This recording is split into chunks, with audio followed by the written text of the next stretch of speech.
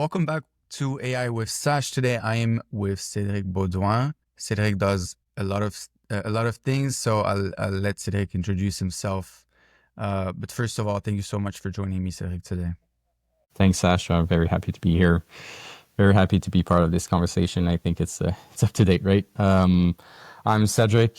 I'm part of the investment team at IQ, Investissement Québec, who mostly invest in Series A and up technology company inside of Quebec. So the main mandate is really to have a strong ecosystem of startup that most of them are looking at AI. So that's why we're having our conversation today.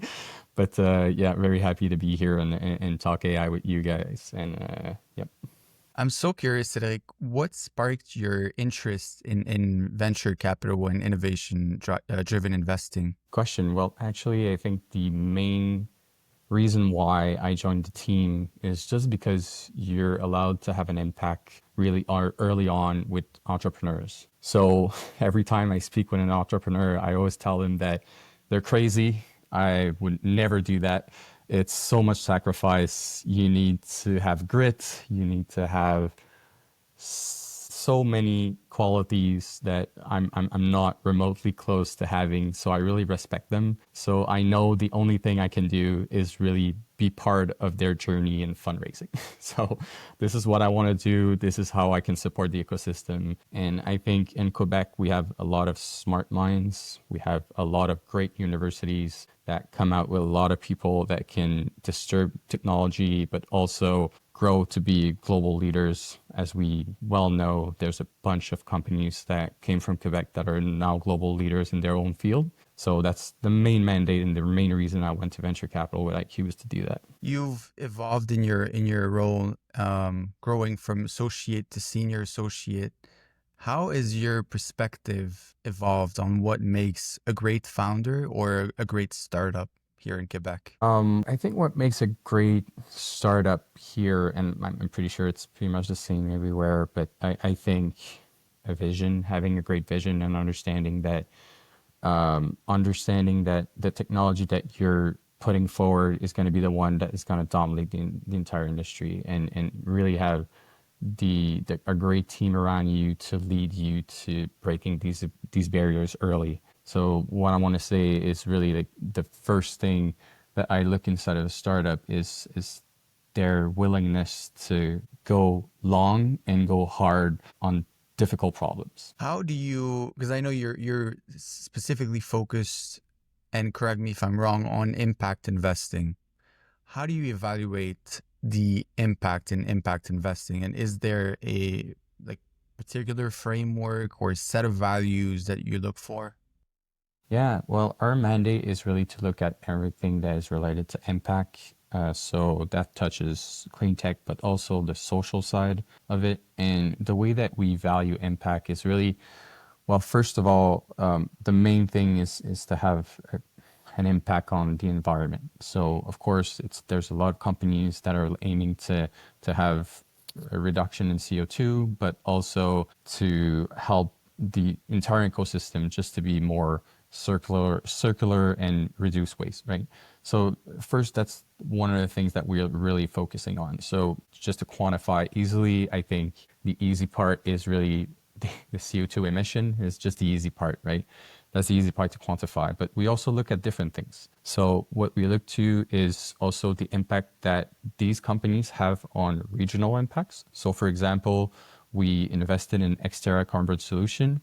And what they do, they have a very specific impact inside of a region where there was a previous mine. So that's something that we also look for. And the other thing is also to have a social impact. We look at B Corps, companies that want to give for the greater goods, but also wants to do it because it's something that they think is right to do.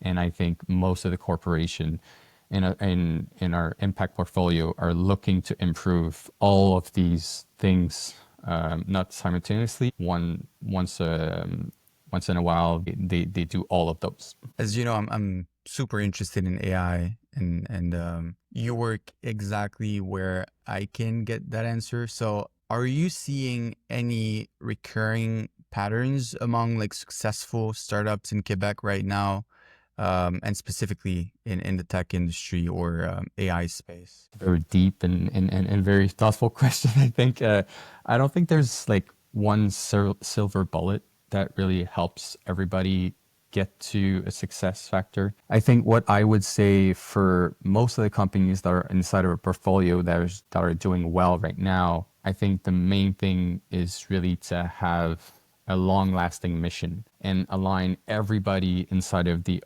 organization to align with that vision and also be agile enough to go with the market. For example, I think that one of the great things that happened inside our portfolio is Hopper. I think everybody kind of knows Hopper, the travel app, but I couldn't really count how many times they pivoted internally to bring new features in or to suppress some features and allow all the team to work on like a very specific and hard problem to solve. And I think that's why like Fred and everybody in the management team really could stir the ship easily, is because they were very agile at solving big problems very quickly. And Cedric and I were having a conversation right before this podcast, and my take on this, Cedric, is that resilience is going to become more and more important as the future, as we're moving forward, right?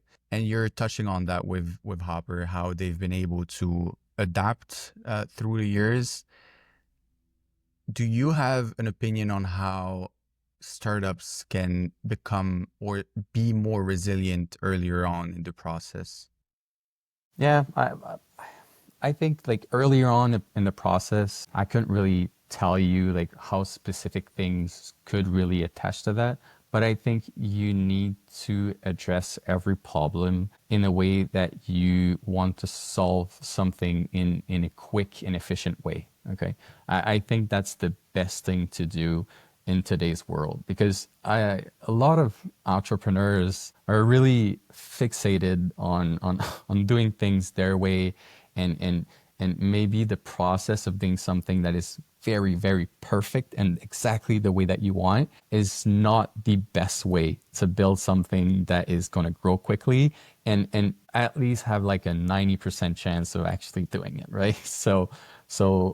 I think it was it was probably Mark Zuckerberg at some point in Meta, who I think it's at Facebook, quoted that, but he really says that you don't need to do something very perfect, right? You need to do it right. You need to do it quickly.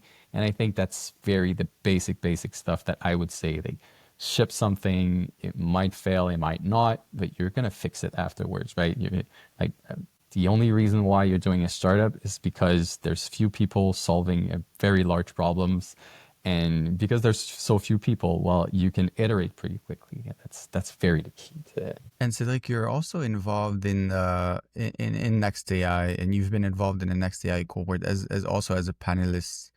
What trends or ideas stood out to you most from that experience? I think is that AI is not new. It's not new. So what I think Anthony and David and Jennifer inside of the court that talked about, and they have a lot more experience than I do about like the whole like vector of like machine learning and stuff like that. But like AI is not new.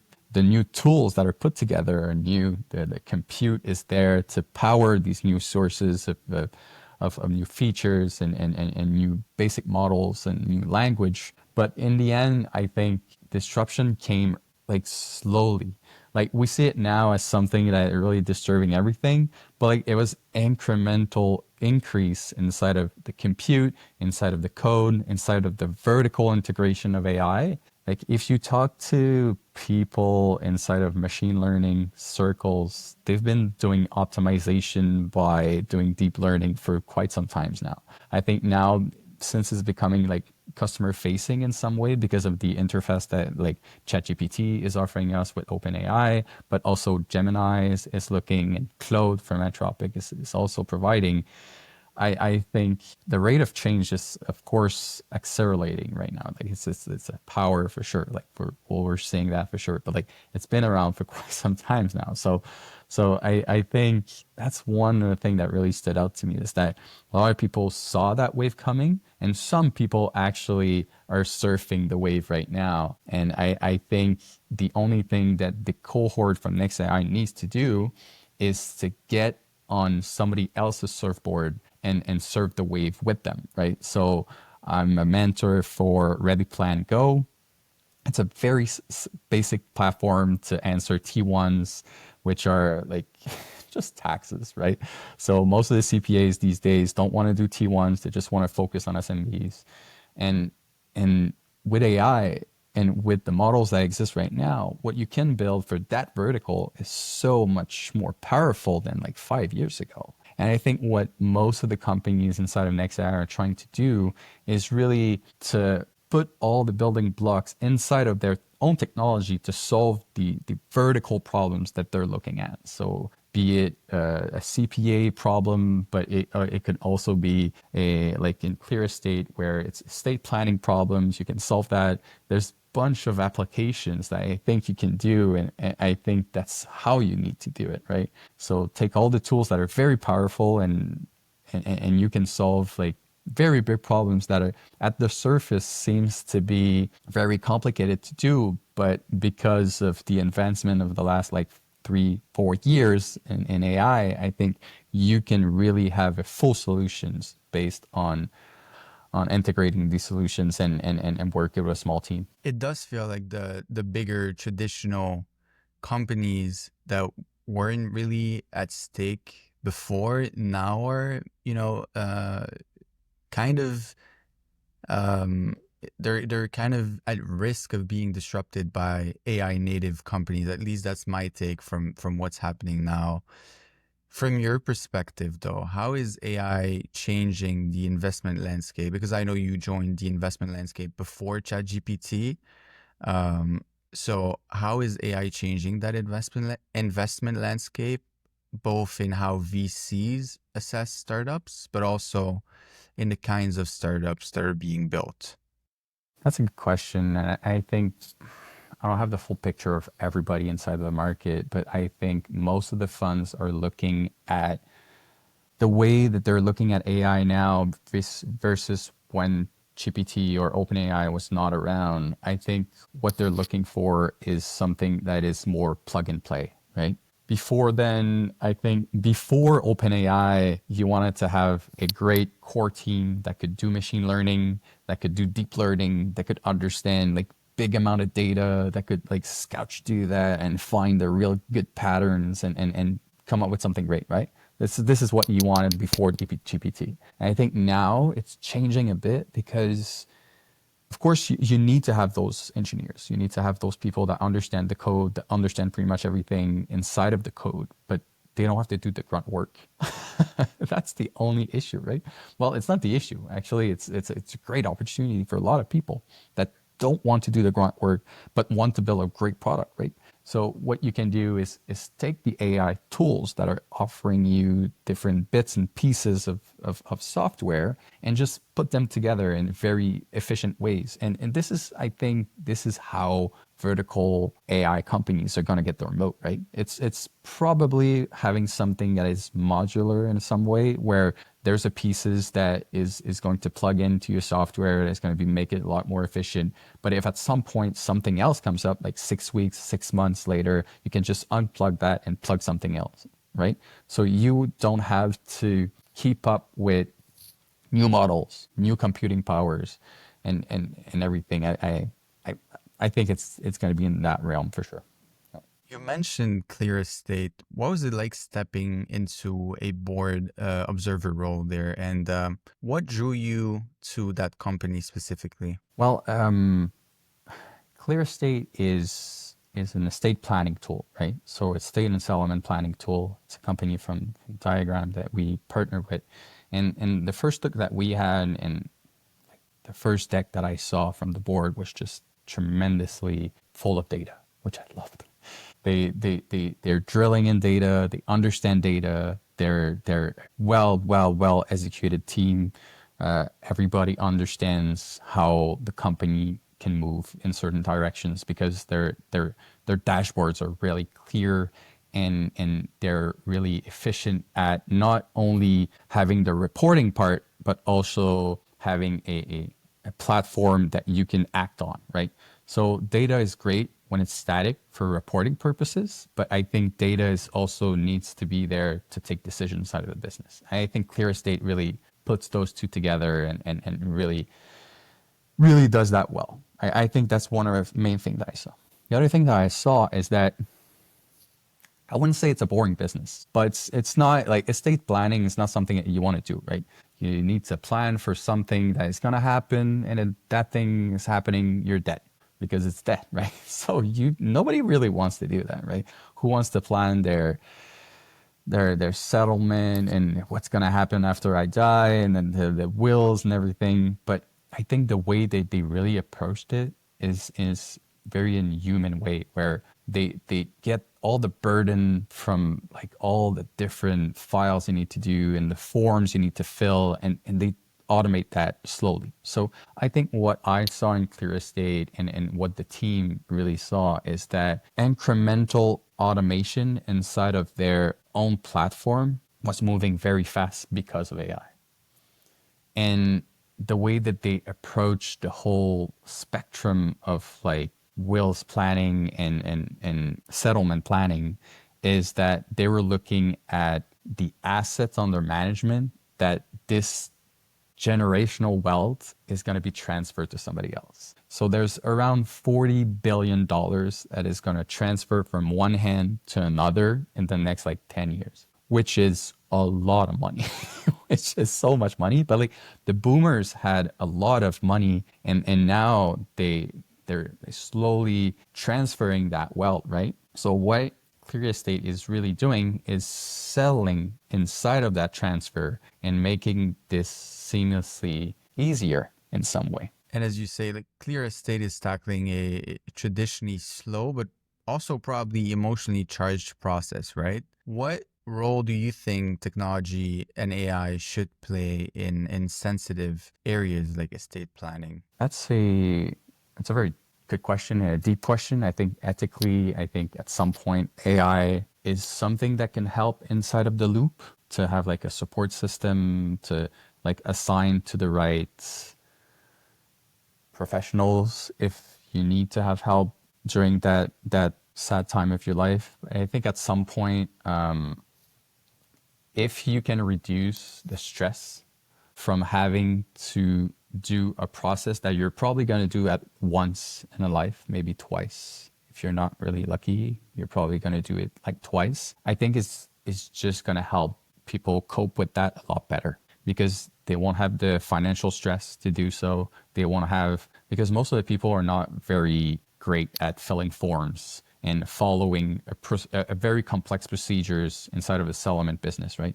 So providing them with a tool that is going to take them by the hand and help them along the process is going to be great for supporting them emotionally in the end. And a bit of a similar question, but from a different perspective, how do you balance tech disruption with human empathy? Because tech is great, in my opinion.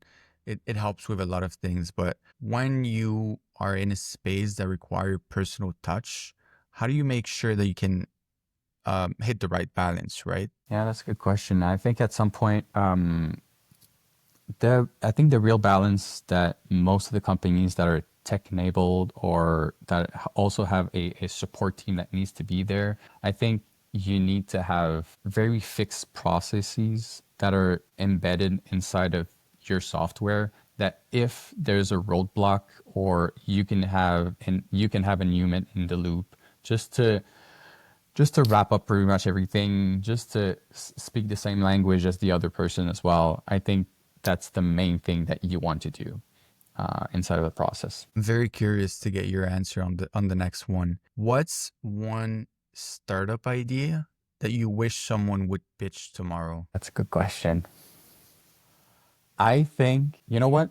I recently built a new house, and I think the thing that I would love to have is for contractor to have relationship with